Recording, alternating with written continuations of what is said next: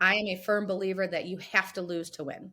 You have to. I tell it to I coach varsity volleyball. I tell my my players every day that the only thing that we can take from this loss is we have to learn from it. We have to grow. We have to become better because of it. If you won every single day, you're never going to feel challenged. You're never going to have a purpose in life. But when you lose and you take the time to introspect, you take that time to learn from that loss, as we do every single day, whether it's loss of hair to loss of loved one to loss of job to anything, go through that grace period, go through that quick time period of being weak, because when we realize that we're weak, that's when we're actually strong, because weakness fuels the body. And then that loss turns into a win. Hey, this is a quick shout out from one of our awesome sponsors. Check this out. Coffee, bacon, tobacco, pine trees. Is there anything that smells better? Believe it or not, there is, and it's a fresh leather holster. If you stop by craftholsters.com, you'll open the door to a safe and comfortable carry, not only for yourself, but your entire family. Look, they've got holsters for both concealed, open carry, semi-autos, revolvers, righties, and of course, they have some holsters for you too, lefties. And all of that at a reasonable price. You got to go check them out at craftholsters.com.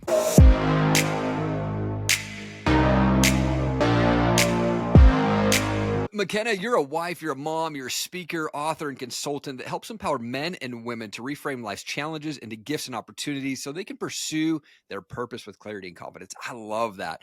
Thank you so much for taking time. I'm so excited to have you on the show. It is such an honor to be here. Thank you so much for having me on. Yeah, it's funny, like we were chatting before, I first heard you on Clubhouse a few years ago, the app that has since disappeared pretty much. But I was so intrigued by your story. And it's so funny how the world works that now you and I are both in Craig Siegel's membership group. And it's awesome. So I'm so excited to have you on the show. I like to kick things off by going back a bit, though. Where did you grow up and what was childhood like for you? Childhood was amazing. I am from Toledo, Ohio. I grew up here in a little suburb called Sylvania. It is right on the border of Ohio and Michigan. Grew up with an ideal childhood, but everyone always goes through different things. I think, I went through getting bullied, ironically, for my hair. But other than that, I have two amazing parents. We would go up to the lake house or our cottage up north, which we call AK Michigan. Played lots of sports, swam, played softball, then fell in love with volleyball, which gave me the ability to play in college.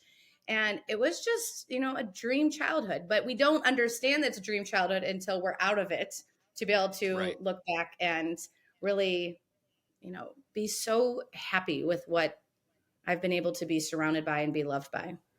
Come on. I love that. And yeah, I think there's those moments where, I've seen those memes come out and say, you don't remember the last time that you walked away from your friends. And that was the last time that you would see them as kids and playing baseball for the last time on the field, right? When you walk away. And those moments are so special.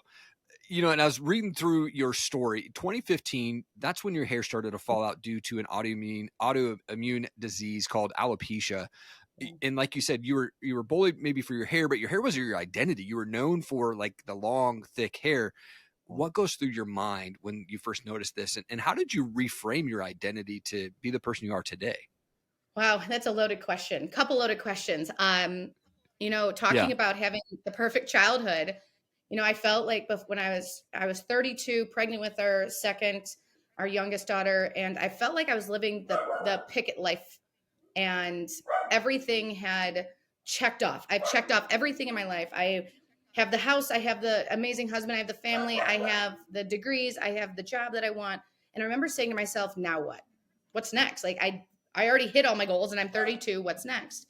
But then my hair starts to fall out, thinking it's postpartum hair shed.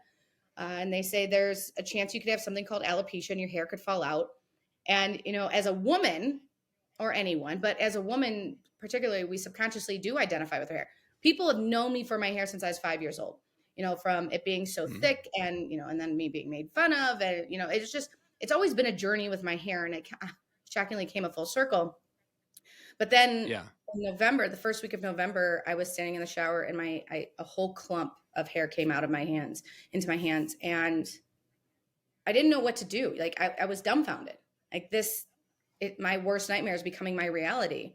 And within 3 weeks, 90% of my hair was gone. And I felt as though as every strand of hair that was falling out of my head, my identity was being ripped away from me. Like I didn't know who I was going to be able to be. I didn't know if my husband was still going to love me, how I was going to be a mom, how I was still going to be a teacher, how was I going to live the rest of my life as a bald woman, because we don't see bald women. We see bald men, not that they're happy with it. But we don't see bald women unless they are fighting the good fight. And so, that correlation has always been there. And so it takes time, and what alopecia has shown me, I hid from it. I wore a hat every single day. I wore a wig. I wouldn't go to bed without a hat on for the first year because I was ashamed of my own appearance, of my own reflection. And when my husband said, McKenna, it's just hair, to me, it was everything. And I was really upset at my husband at that time because he's bald, which is kind of ironic as well, but he couldn't understand that it was my identity. But it took me 6 years until probably about 8 months ago when I looked at myself in my reflection and said, wow, it really is just hair. Like my husband loves me for more than any physical attribute, any characteristic, but for who I am. But it takes ourselves, because we are our own worst enemy, to be able to get through that dark storm, to be able to see the perspective that other people are able to see, because we become so blinded. And so it's surrounding yourself with others, even if it's just one person. It is allowing yourself that grace period, that time to be weak, whether it is 24 hours to a couple years. It's okay to give yourself that grace period, but the more conscientious we can become of it, maybe then we start to reframe those challenges, of start to find the silver linings. And I remember sitting in my classroom, I was wearing a wig, and some of my female students were talking about them having a bad hair day. And I'm thinking to myself, oh, if they only knew. But then I said to them, I'm like, you guys think you're having a bad hair day? And I point to my head and I start laughing. And they're like, I'm so sorry. I'm like, no, if you can't make light of situations, life's going to suck. Yeah. And little by little, we use defense mechanisms to help reframe our mindset. And then it just becomes routine. It's creating those neuronal connections of positivity rather than negativity. And in all honesty, I'm never having a bad hair day. Like I am having the best hair day every damn day. But it has taken me years to be able to get there. Yeah. Wow. I mean, I love the reframe and the way that you do that. And I'm sure your students were like, what? when you did that. It's so cool. You've been featured on Good Morning America, the Jennifer Hudson Show, Forbes, TEDx, USA Today, so much more, where you've been able to share your story. What is your mission at this point in life? And what is it that keeps you going? What started was bringing awareness to alopecia, because so many people in the grocery store would come up to me and say, can I pray for you? And asking, how long I've been going through treatment.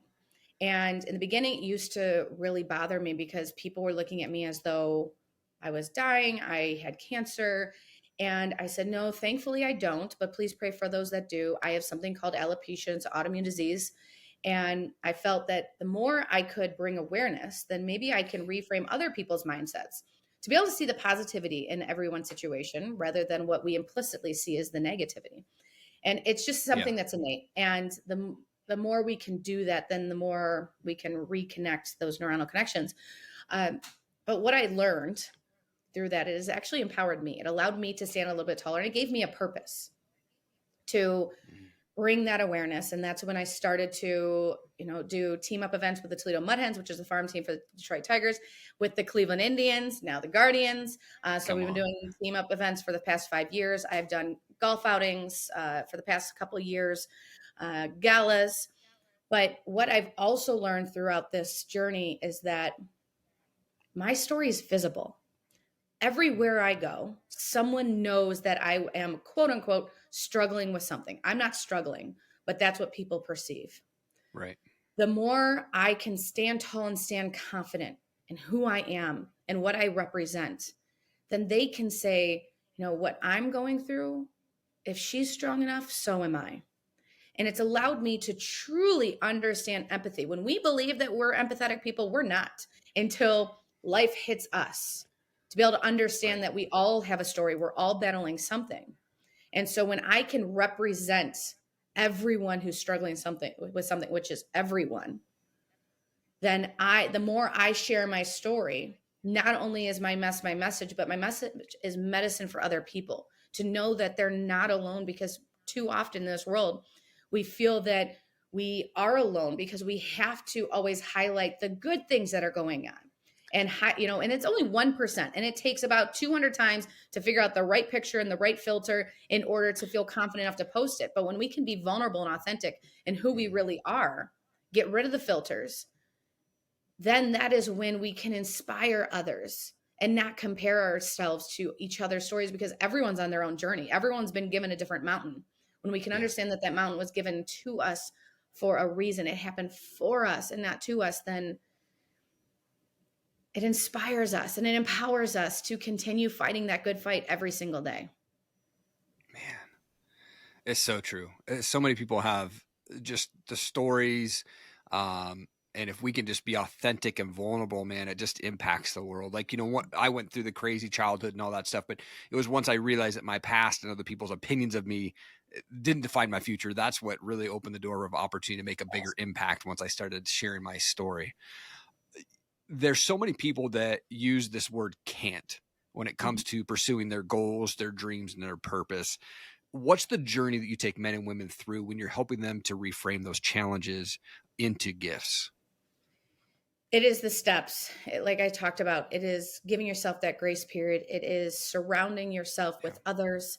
And it's finding the silver linings, as difficult as it is. There is a reason.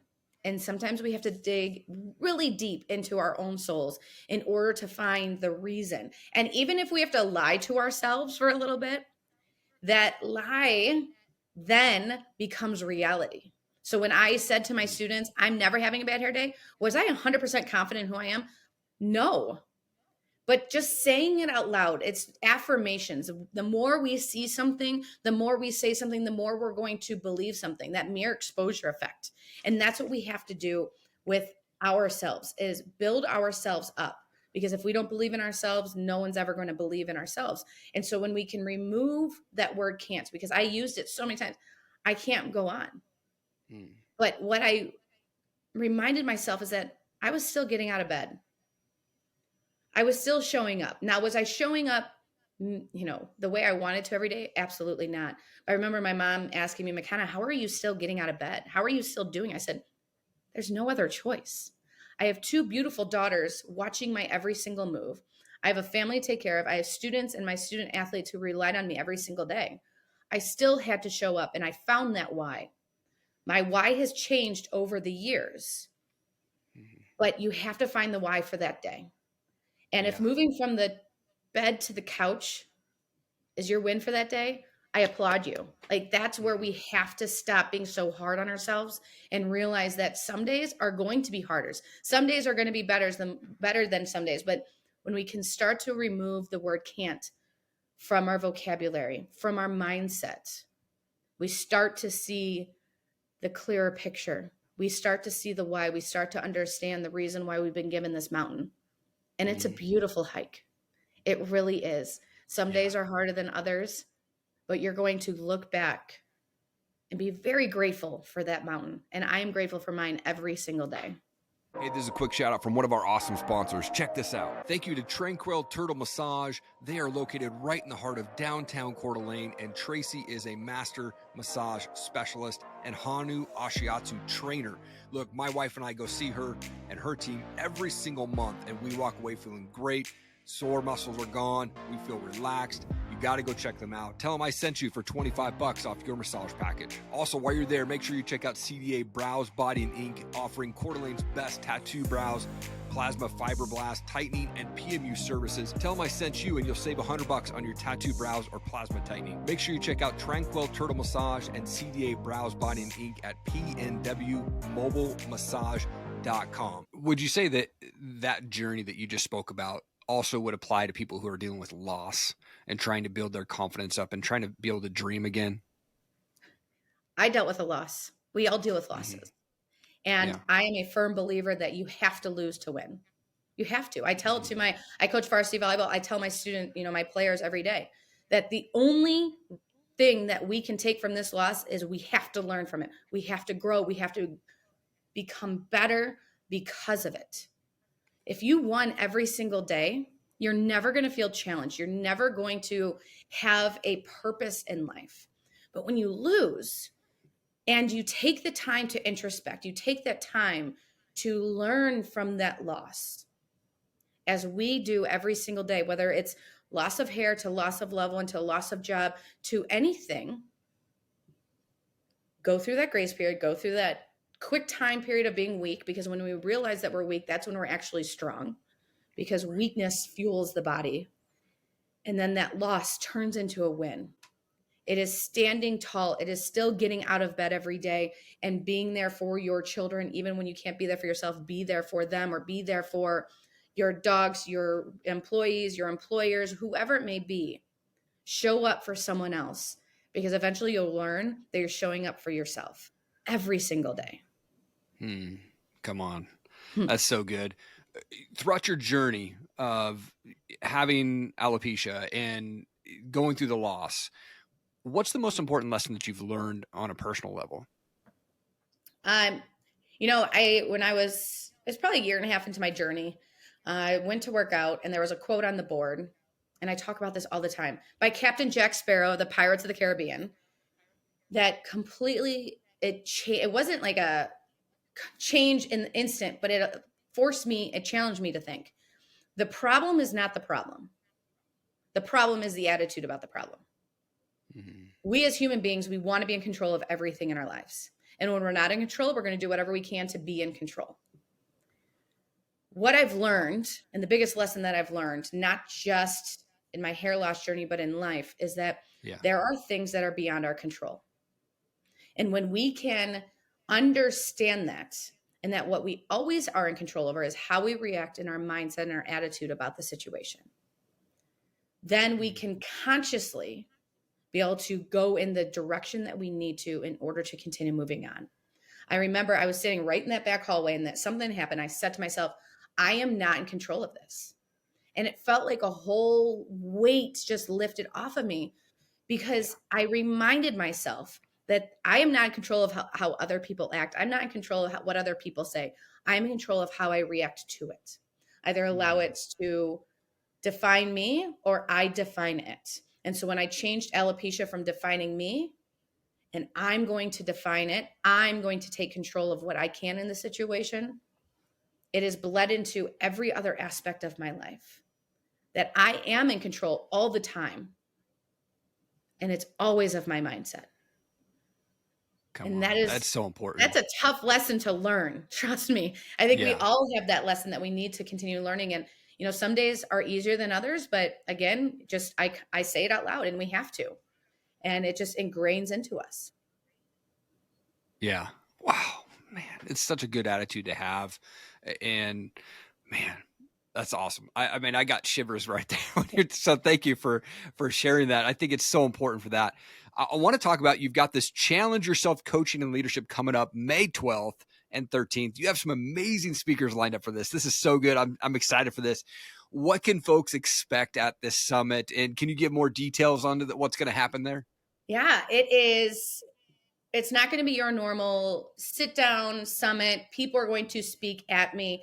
It is a time for us as leaders, as coaches, as people who are wanting to provide value to others in life, to come together, to encourage and empower one another, to learn from one another, and how we're going to build our leadership brand.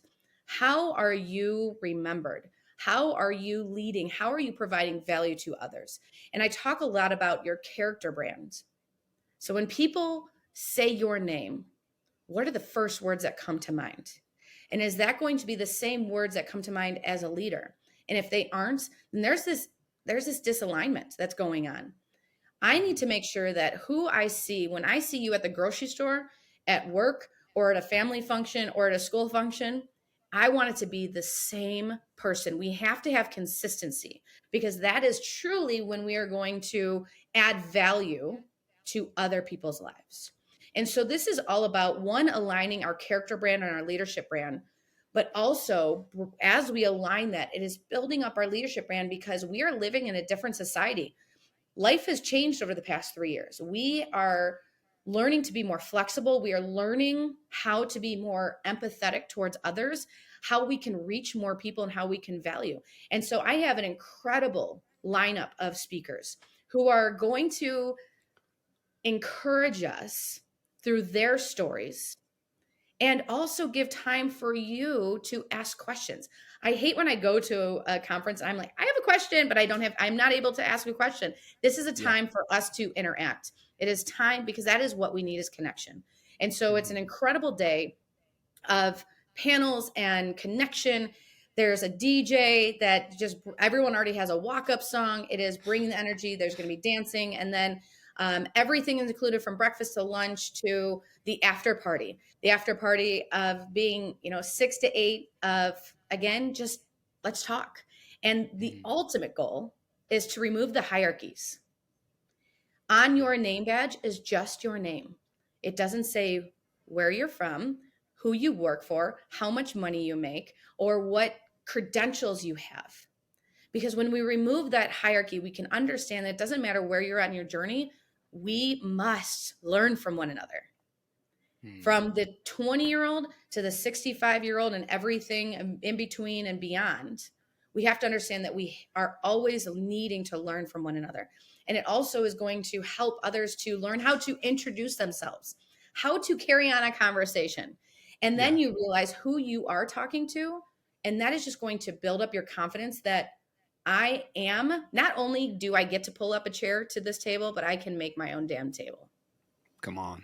Oh, it's so good. So good. I love the name tag thing with just your name, because I think when you put your titles on there, people get intimidated, or I don't want to talk to that person. I went to an event called Prosperity Camp a couple years back, and there was no name tags. And I walked in and there was an older guy sitting by himself. My first time going to this event, and I sit down, we just have this great conversation, and, we kind of got to chat, and he's like, oh, I've been in the entertainment business for a while. And then I got done with the conversation. We went and had some coffee. Turns out he's Larry Namer, the founder of E Entertainment. And it was just like the greatest conversation. And I don't know if I would have felt confident talking to him had it had this big name tag on saying who he was, And the biggest, it's ironic that, sorry about the dog. No, that's good. We talk about the clubhouse. I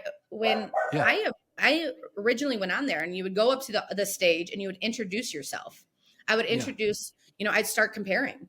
I looked at how many followers they had. I looked at what they're doing, what they're known for, and how much money they make. And I would get up there and I'd say, my name's McKenna, and I'm just a teacher. And over the years, I've learned, one, how much we use that word just. Yeah. I am a teacher. I'm a damn good teacher. And when we stop comparing ourselves to where we're at, because I know that I bring just as much to that table as the CEO of E. But when we compare ourselves, it's only harmful to ourselves. And so, remove that word just, because that's what I want people to understand. Who is this leadership summit for? It's for you. It is for you, whoever you are, and you want to grow as a person, personally and professionally, and become a stronger person, and how to provide value to others. This is for you. We're going to remove that word just, and you are going to stand confidently and introduce yourself to someone sitting in the corner and realize how important you are to that person. Yeah. Man, that's awesome. I'm a dad. My daughter just turned 13 this year. My son will be 10 here soon. Been married for 18 years this year. And I love being a dad. And I always love to ask the question when I have parents on the show there, but what's your favorite part about being a mom? Everything. All the hardships, all of the, I think the biggest thing is that I'm an example every day. Yeah. It is making me, you're going to get me crying. They're my why. Like why I stand proudly of who I am, because alopecia can be genetic. And I thought to myself, they were only 3 and 4 months old when I lost my hair, so they don't remember me with hair. And it wasn't until 2019 when I decided to walk out the house without a wig on. And it was because of them. They have empowered me and been my why. And I make sure that they know that every single day, because I want them to accept and celebrate adversity and diversity every single day, because it makes our world so amazing. Yeah. And I want them to know that when they go through losses, when they experience challenges, and if they were to lose their hair or they're going to experience life, that they have a badass mom who got through it, and so can they. That's why I love being a mom, that they have made me a better person. They've made me a stronger woman. And I want them to know that every day. Come on. I love that. I love that. I'm a big music guy, so I'd love to finish the show off by asking a fun question there. But what's a favorite type of music for you? Or do you have a favorite band that you like to listen to? Oh man, everything. Someone had just posted something about Matchbox 20, and I'm like, probably one of the top 5 best albums is from Matchbox 20. I just love music. I just got back from Nashville, and it doesn't matter what you're surrounded by. It's the energy that it brings to people. It just frees you. Yeah. And, I have different before I'm about to play, before I get onto a big stage, I love listening to just This Is Me. I listen to it every morning when I start to work out, from The Greatest Showman. This is me. Watch out, because here I come. Come on. And I play it for my daughters all the time. And I love music that's bringing positivity and bringing energy into my life. And I can't give you one, because I love music. I love what it does for people. It's so important. We are a family of music. Like, none of us know how to play, but we always have music playing, like, basically 24/7 in the house, whether it's worship music or dance music or some rock music, things like that. And it's so important to just, really, I think music just brings so much joy if you allow it to, into your life there. But I will say that when we can open up the windows, and I always play classic rock. Like, I have, classic rock always going. So when my 7-year-old says, Alexa, play classic rock, I hope it doesn't start playing it, but it makes me excited. Yeah. Alexa, stop. That was awesome. Perfect timing. Yep. So good. McKenna, thank you so much for sharing your story. You're an absolute world changer. I love your story. I love your message and what you're doing for people. And I'm excited for your summit. Thank you so much for your time. I really appreciate it. Thank you for being such a light in this world, and continue being you, because I appreciate you. Thank you so much for checking out the show today. I really appreciate it. I hope that my guest was able to bring you some amazing wisdom and knowledge to help you continue to fight for your goals, your dreams, and your purpose. If you could do me one big favor and just hit that subscribe button, I would so appreciate it. Thank you so much for your time. Keep changing the world. I believe in you. Have an amazing day.